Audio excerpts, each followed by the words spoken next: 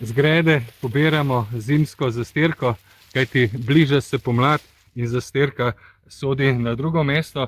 Na vrtu pa imamo težko ilovnato zemljo in v prvi fazi jo samo plitko odpiram, to je približno 5 cm globine, tako da spustim zrak še v nižje plasti.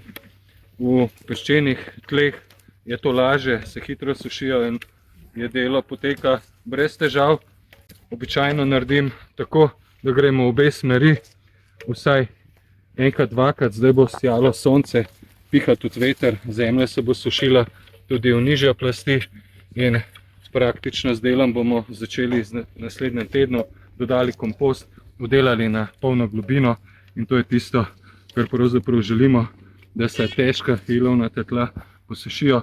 Nekoliko jih bom podrobil še z grabljami, samo narahlo. Vidimo, da je zemlja zdaj še zelo mokra, ampak se kar lepo drobi.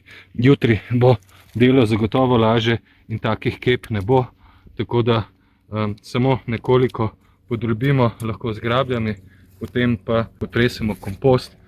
V naslednjem tednu udelamo kompost in potem začnemo s sajenjem prvih sadik, ki že čakajo pravzaprav na začetek dela.